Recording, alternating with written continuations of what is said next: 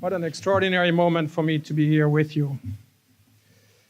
As I was contemplating the coincidence of my being here for the 90th anniversary of the celebration of the foundation of the Northern European Division to be, in the course of time, transformed into the Trans-European Division, I also thought that it has been 40 years, give or take a couple of weeks, since I left these hallowed grounds, completing my academic career here to launch into the ministry. So needless to say that my mind has been trying to grasp the meaning of 40 years, and then over that, over 90 years. Quite frankly, who of us would have thought, those of us who were around 40 years ago, that we would be here today, right? I mean, most of us would have thought we'd be in heaven by now. Unfortunately, we're not yet in heaven, yet. And so we have to prepare the next generation to take our place and to become busy little gardeners. Sister Ruth Clemo, thank you very much for your very inspiring story. I think you've just inspired the next generation of little gardeners in your church. In fact, these grounds have been the spawning grounds of many missionaries going forth. My last memory of my being here was I was standing on the platform 14 years ago or 15 years ago, preparing to take up with my family our mission appointments in the East Central Africa Division. When it was announced that our little Alessia had gone wayward. She had started wandering on the ample grounds of Newbold College, and within minutes, half the congregation left looking for a wayward child. I hope and trust that this church has done this for many of its children. As we know, some of them have gone wayward over the course of time. As I said, thinking over a span of 40 years or even 90 years is a hard thing to do. For the sake of the division, 90 years is the equivalent of a good life. It's the equivalent of a generation's time at the end of which you are laid to rest. But the marvelous thing about an institution is that it can still be in the spring of life after 90 years, provided that it has been well organized and that it has a transcendental purpose. And certainly the church leaders that laid the foundation for the Northern European Division back then, L.H. Christian, the president, and W.E. Reed as secretary, had a transcendental purpose, as together with the delegates in November 1928, they, quote, pledged themselves under God to make every effort to carry the Advent message to the unwarned millions. And out they went, that generation, with a vision extraordinarily broad and ambitious that encompassed not only the shores of the North Sea and of the Baltic Sea and the Norwegian Sea and the lands beyond, but the shores of West and even East Africa for good measure. As I think of that generation and of that extraordinary undertaking, I can't help but think of the sower who went out to sow. Please catch up with him in your Bibles in Matthew chapter 13, where we will read the first few verses, and where we find that Jesus went out of the house and sat by the lake. Such large crowds gathered around him that he got into a boat and sat in it. while all the people stood on the shore. Then he told them many things in parables, saying, a farmer went out to sow his seed. What is the parable about? It is the parable of a farmer who went out to sow. Notice, he went out to sow, not to harvest. As I was meditating on that parable, and I've preached on that parable many times, but it occurred to me just a few days ago that, when we think of the sower, we actually kind of conflate that person with the person of a harvester. Because we actually like to think perhaps of the harvest more than of the time of seeding the ground. Harvest has become sort of a slogan in our church. I remember back in the 80s, and I've already dated myself a moment ago, so I can talk about that time, right? The General Conference had that program called Harvest 90. It was bold, and it was what we call today total member involvement. Same thing, but just kind of repackaged and rebranded, And the purpose of it was harvesting, of course, because we are more rewarded when we harvest than when we sow, or so we think. So the parable of the man of the parable, he went out to sow. And of course, there is beauty in the image of the sower.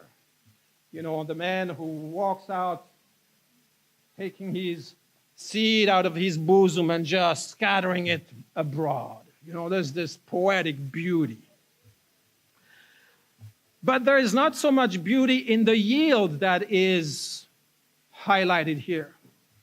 And you will notice with me that verses 4 to 7 speak of the fact that some of that seed fell along the path and served as breakfast for the birds. Then others fell on rocky places, but it couldn't grow roots fast enough before the sun came out and just wither them. And finally, others fell among thorns where they grew up only to be choked. And no doubt that we would be discouraged by such a waste. We don't like waste, do we? In fact, our whole society abhors waste. We have been trimmed and trained to work diligently and efficiently and cut out that waste. But it is interesting to note in that parable that the speaker, Jesus, spends the equivalent of 4 verses describing the waste, and then another 4 verses explaining the waste, while he spends only the equivalent of 1 verse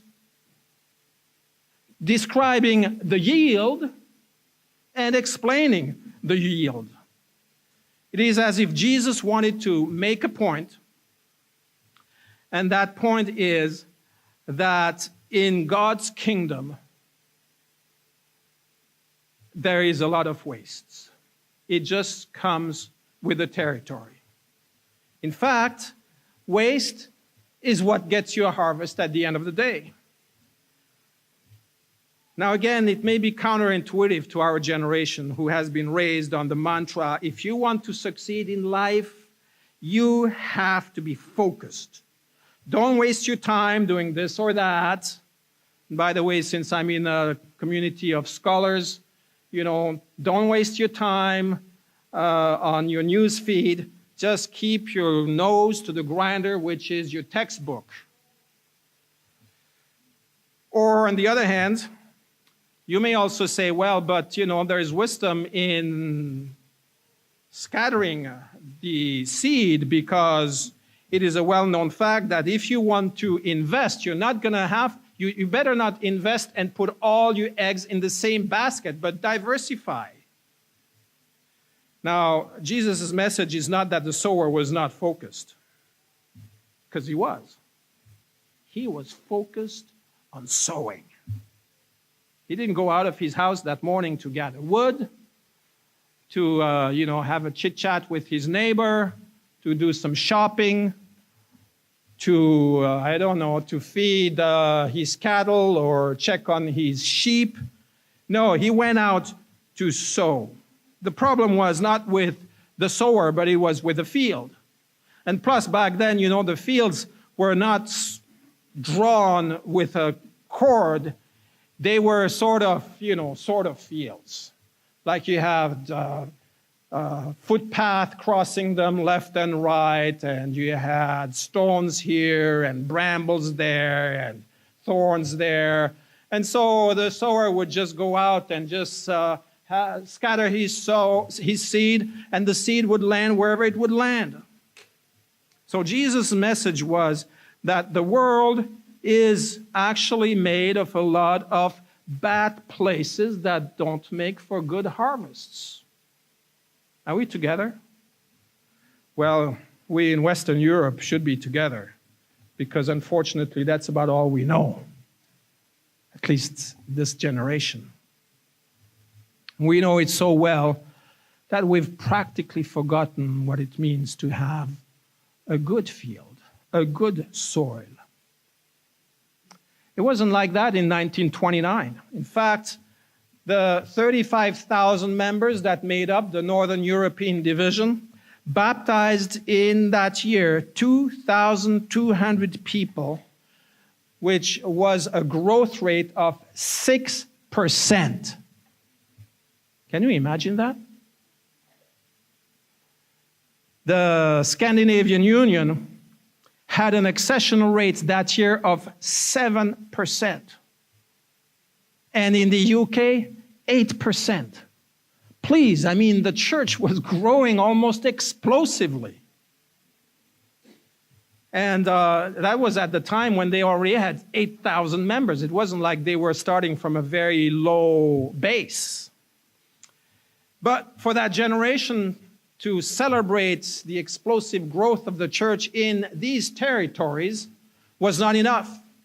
They wanted to go beyond and far away. And so they generously invested their resources to send dozens of missionaries, of their precious sons and daughters, to frontier missions.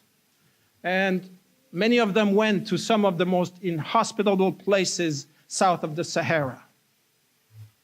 Oftentimes to be felled by malaria, and then to be replaced a few months later by some more brave souls who would take up their duties. They invested broadly and generously, and they didn't find the investment too burdensome. So the text continues, verse 8, finally saying, "Still other seed fell on good soil, where it produced a crop. And some yielded 100 times, other 60 times, and other seed 30 times." And indeed, when you think of the labors of our forefathers, they have not been in vain. We're 90 years later, and we can take stock of the return on their investment.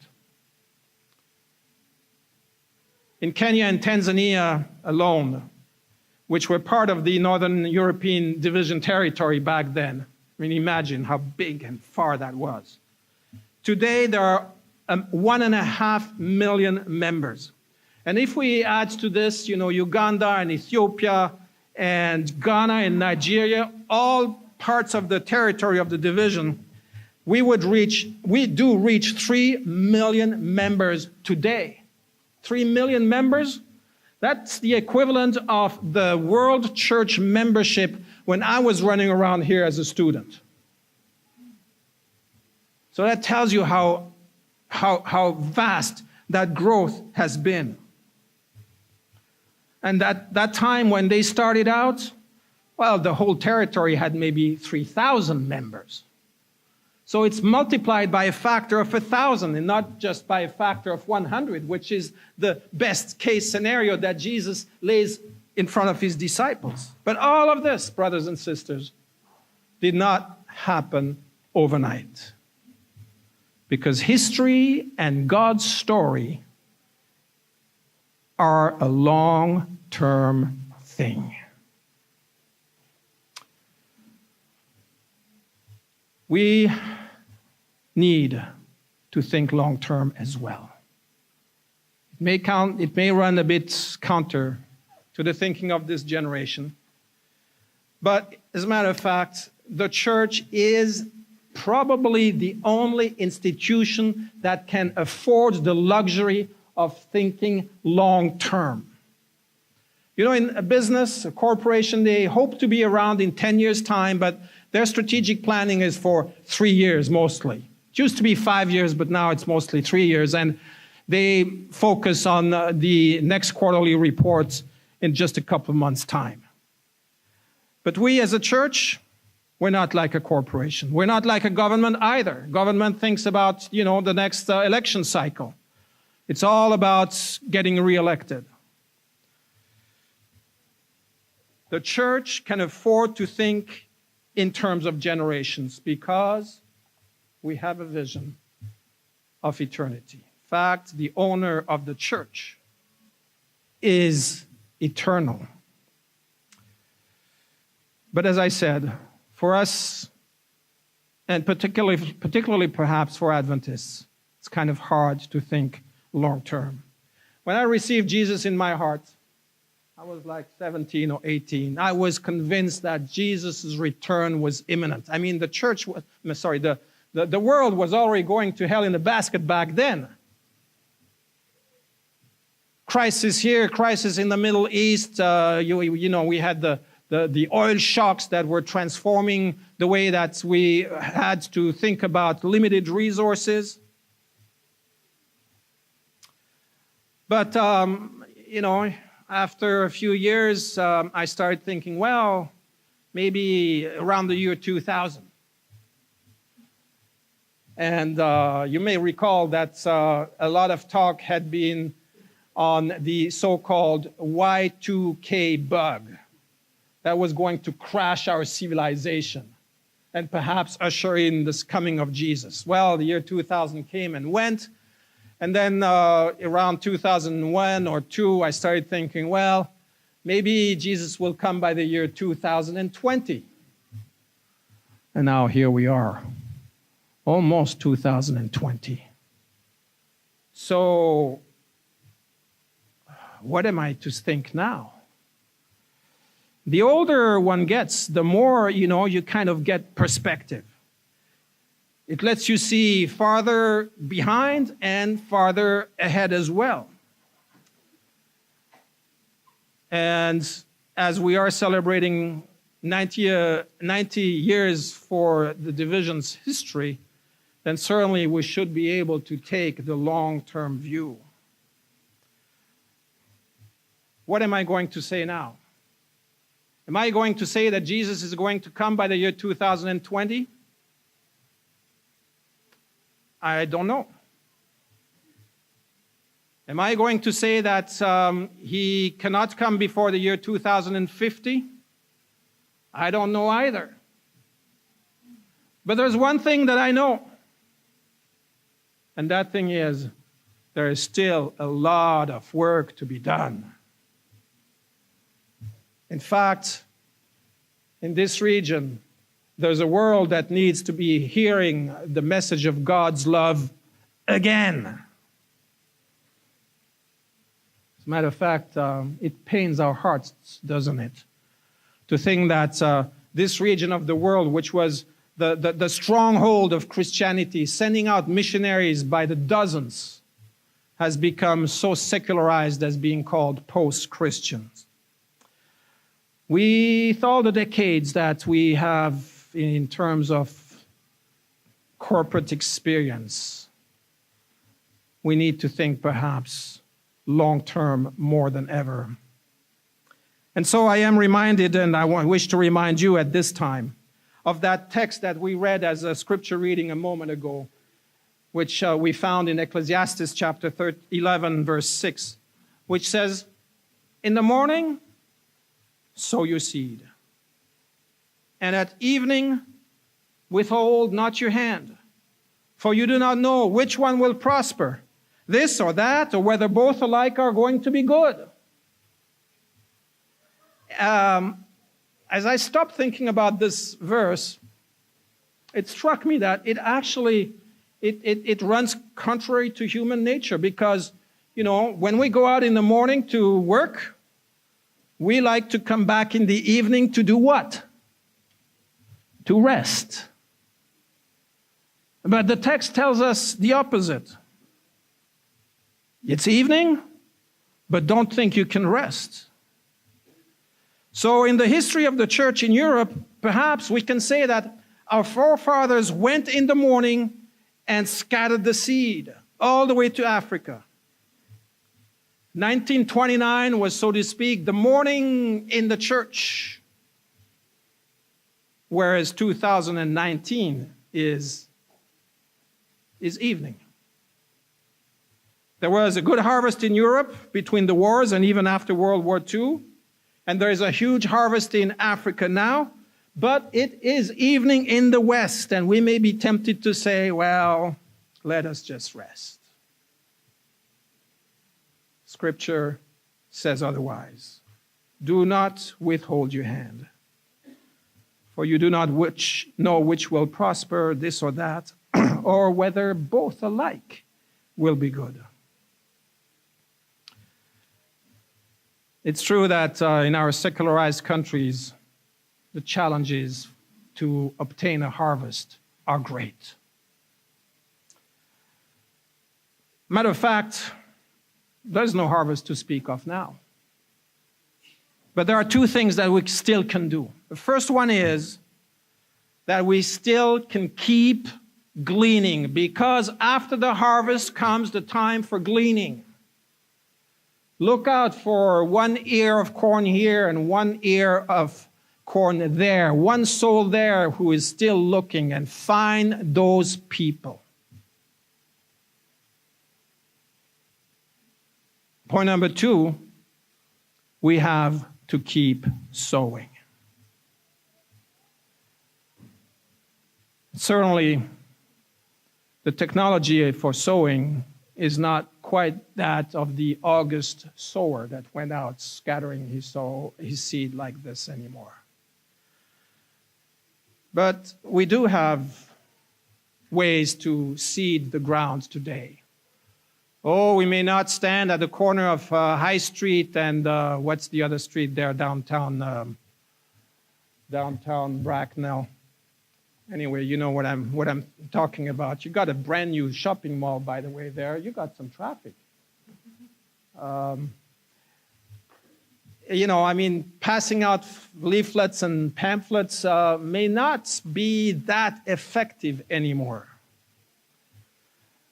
But what is the technology today that may help us seed the ground far and near?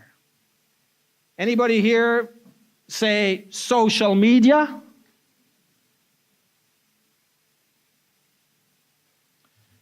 Listen to this. If the Russians can subvert our democracies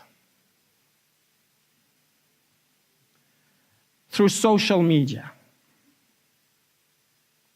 if they can put together a strategy that will undermine our democracies, not just in the US, but I understand even here in the UK. Don't you have a UK electoral commission that is investigating what happened during or before the Brexit vote? Right? If these guys can have the audacity of subverting our democracy, our long-held and cherished democratic values, why can't we think that by God's grace and the power of His Holy Spirit, we should not be able to use those means to subvert the values of a materialistic and secularized society, to bring a message of not of fake news, but of truth? Why can't we? Why can't we mobilize our youth world champions in using social media or any kind of media around the premises of digital evangelism. Why can't we properly train them, give them the resources and the budgets and the methods that can move the needle?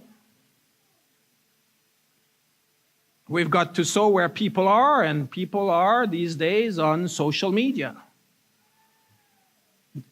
Why don't we leverage all the tools of social media, YouTube broadcasting, Facebook advertising, targeting and hyper-targeting, and even artificial intelligence to determine what sort of message will find a receptive audience here or there or over there?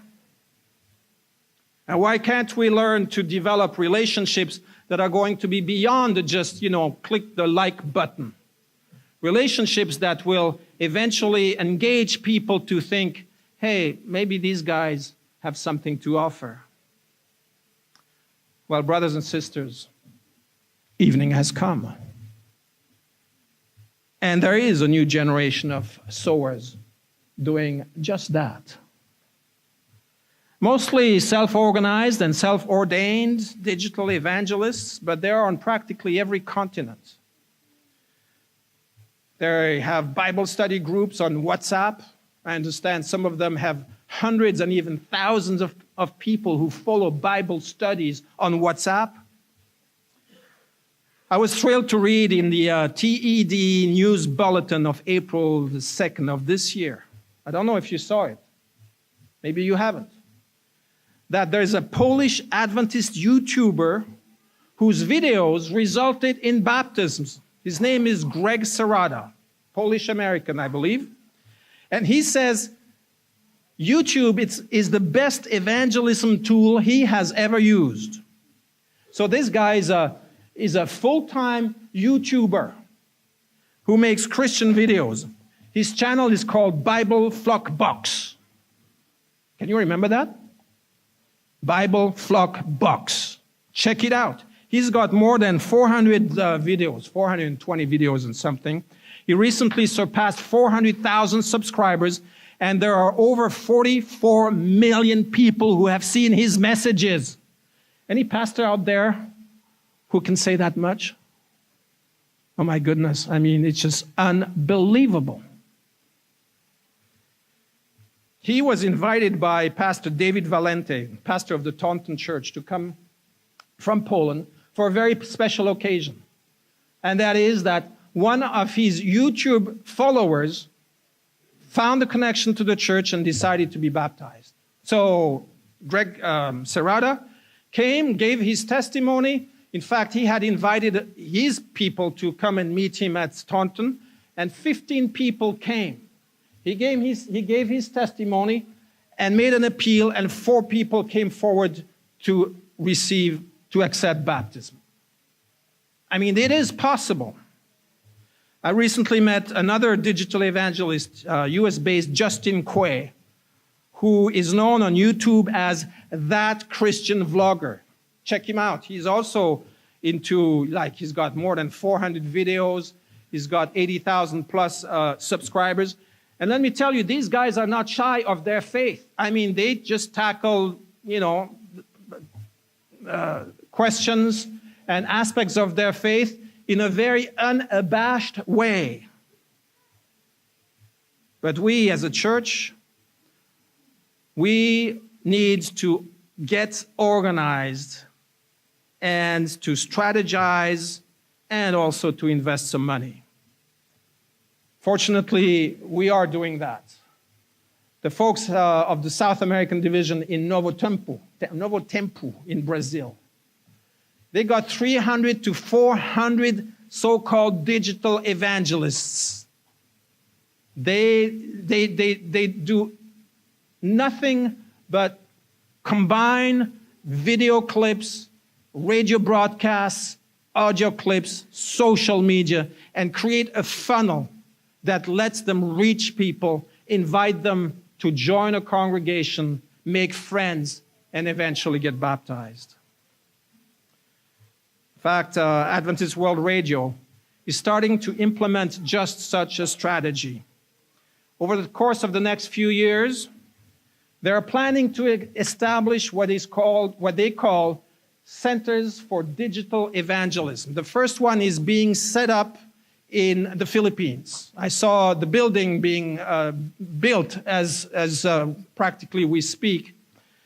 And dozens of so-called digital evangelists are going to work there, funneling all the leads that they receive through their worldwide broadcasts. Other digital centers of evangelism are going to be established in the Ukraine and in other places in the world to use social media, use ads on Facebook, WhatsApp chat rooms, artificial intelligence-based big data analytics. You name it, we're going to use it.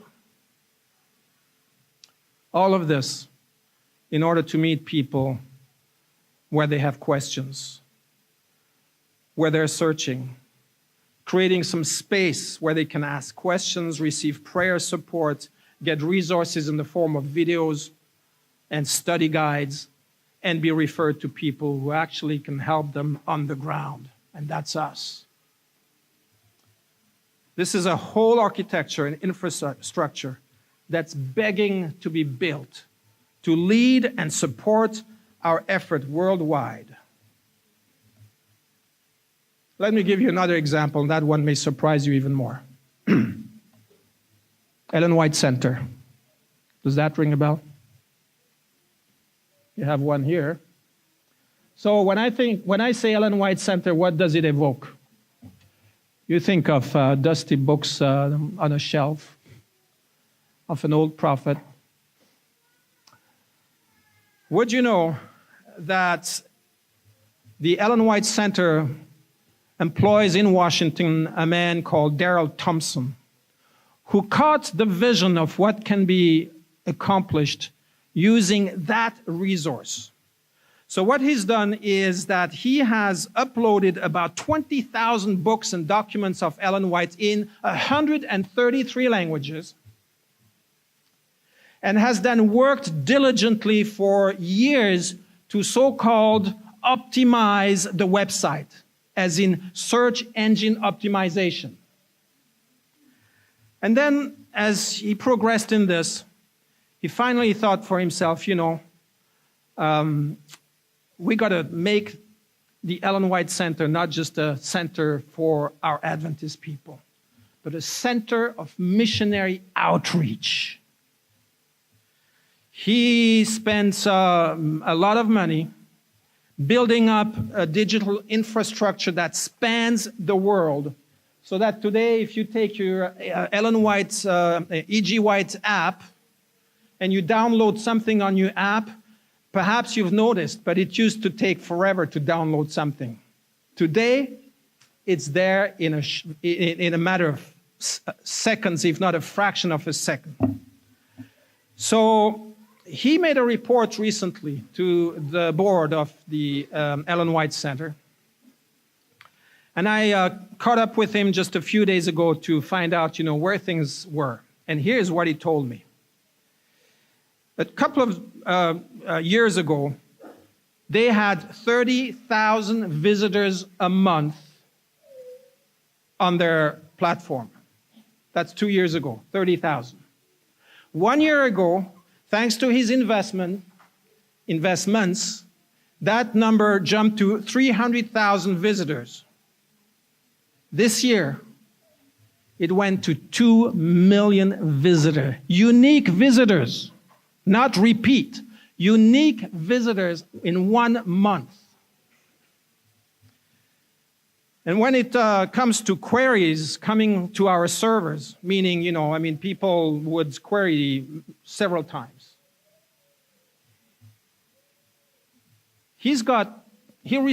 Our servers receive from the UK alone 2.1 million queries per month. Almost 1 million from China, and that is only because they still have to upload Chinese material. But it's going to swell. Tens of thousands of countries that are traditionally close to the gospel. 4.7 million queries from Nigeria alone. I mean, this is Africa. You think, but no. These guys are on the ball. And I haven't said the best part yet. Last month, I'm not talking, some 1888 stuff. I'm talking last month. There were 39 million downloads of Ellen White books or portions thereof. Hello? When was it the last time that you read Ellen White?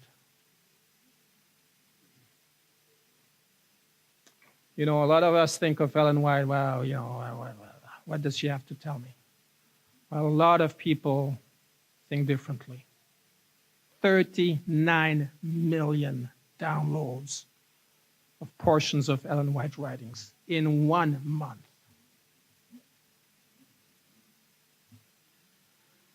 So, what future do we have? Do we have a future of kingdom growth or of kingdom gloom? It will all depend on the investments that we are willing to make now. Not just for tomorrow, as in tomorrow, but for the next generation and the next as well. Is it a matter of money? Yeah, we have to invest money. We can't sow without making an investment. But let me tell you, money is there when there's a good reason to invest. In fact, if there is anything that I learned from the recent fire that destroyed the roof, the attic of the Notre Dame Cathedral in Paris. I mean, I think all of us were kind of stunned seeing that building going up in flame and going like, wow, here's the symbol of Western civilization that is the prey of flames. And we went mourning and perhaps grieving over the loss of that symbol.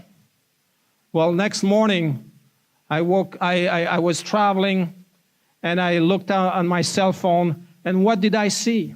Within less than 24 hours, they had raised more than 600 million euros to reconstruct that cathedral. I mean, within less than 24 hours, 600 million euros. And why is that? Because people are motivated when they say that there is history that needs to be written today and not just inherited from the past. So the question that I have for us here is this morning, do we have fire in the belly or just fire in the belfry? Are we willing to think great thoughts and recognize that God and this civilization have put tools in our hands that can move the needle? In the morning, sow your seed. And at evening, withhold not your hand, for you do not know which will prosper, this or that, or whether both alike will be good. I was inspired to speak that sermon after watching a short video clip at the Museum of the Bible in Washington, D.C. Museum of the Bible is a museum that if you come to Washington, you gotta see. Don't just visit the General Conference office. Chuckle, chuckle. I mean, it's a great museum. It really, really is fantastic. And one of the exhibits spoke to my heart. It was a special exhibit featuring religious liberty. And there was a video showing a speech that ex-President Carter gave to his Baptist church, I think in Marietta, Georgia. And in that church, he spoke about how in 1984, I think it was, or 81, I forget, he received Deng Xiaoping, the head of the Communist Party of China at the time, and they engaged into discussions that led to the signature of about 100 treaties between the two countries. It was the time when China was coming out of the dark ages and wishing to step into the big world. And President Carter received Deng Xiaoping with all the honors and in a very friendly way. And at the end of his visit, Deng Xiaoping said to President Carter, I'd like to do something for you. You've been so kind in receiving us and in facilitating those bilateral negotiations. What can China do for you? President Carter was taken aback a little bit. But then he said, well, I can think of three things. The first one is, would China accept to open its doors again for Christian missionaries? Deng Xiaoping swallowed hard and didn't say anything.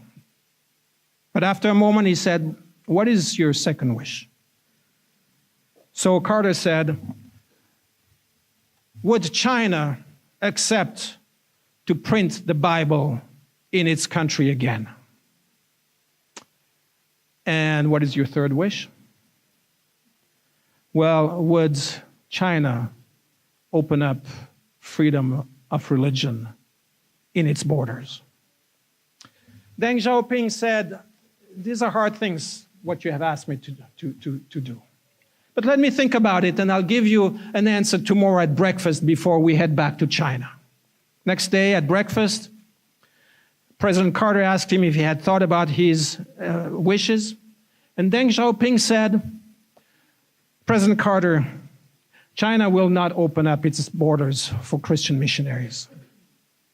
We had them in the 30s and in the 40s, and we didn't like what they left behind. But I will bring a bill to the party to ask that religious liberty, religious freedom be reinserted into our laws. And furthermore, yes, we will accept to print Bibles in China again. Today we are about 40 years later. Do you know that China has become the greatest, biggest printer of Bibles in the world? Hundreds of millions of Bibles have been printed in China. What's more, Christianity has been growing from a handful, maybe 3 or 4 million people back in the days, to now, according to the estimates of researchers, 150 million plus, with the expectation that within the next 15 to 20 years, there will be more Christians in China than in the United States. Do you think that President Carter thought of that future when he expressed his wishes? Do you think that he thought of that future for the Christian church when he was running for president of the United States? Oh, his mind was somewhere else. But as his presidency came to a close, and we know that that close was, in fact, I confused the dates. It was in 1979 or 1980, shortly before he had to leave the White House, and we recall that he left the White House under a severe cloud because of the Iran hostage situation. Did he think that what he had sowed in the heart of this man would yield such rich harvest for the future of the church? Brothers and sisters, we all can sow. We've got the tools. We don't know which is going to bear fruits and which is perhaps not going to bear fruit. But what if both would bear fruit? What was sown in the morning and what is going to be sown in the evening. God bless you. Make you powerful in your witness via streaming, but via all the media that God has placed in our hands as well. And with the people that you're sending out from these premises to still pick up the standards of missionary work and of witness, Christian witness in countries far and wide. God bless you.